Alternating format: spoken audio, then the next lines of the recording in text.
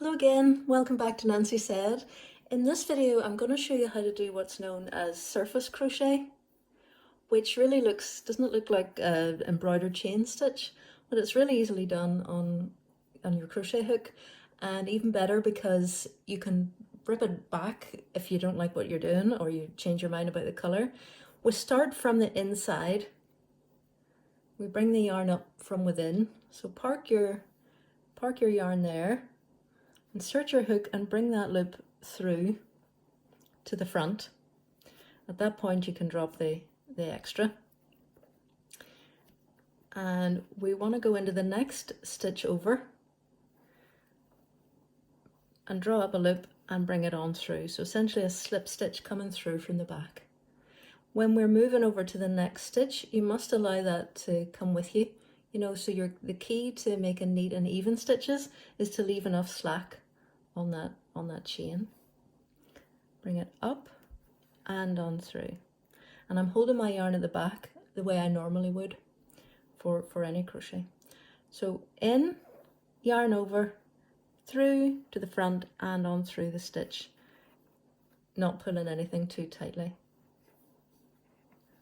You do start to build up a little rhythm.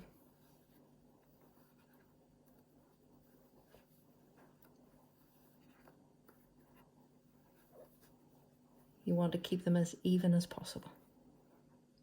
And if you don't like what you've done, the beauty of it is out they come in an even go. You don't have to unpick anything as you would do in embroidery. So I want to show you how to finish off. You've got yourself coming round to the end.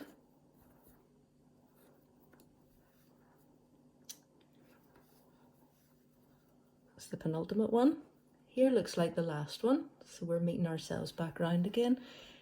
And it is the last one, except what looks even better is if you go past it and back over the first one that you did,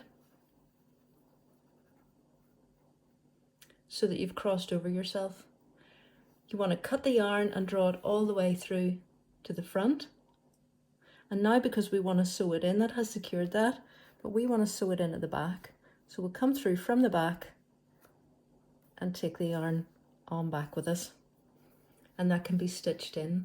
Now, as you can see, because I was working this little basket in a continuous spiral, you've got a sort of a dip and a jog, but I intend to make this the front of the basket, where I'll disguise that join with some cute wee flowers to make my pretty little basket. And the thing about it is, I made this on a 5mm hook on super chunky yarn, so it's super firm.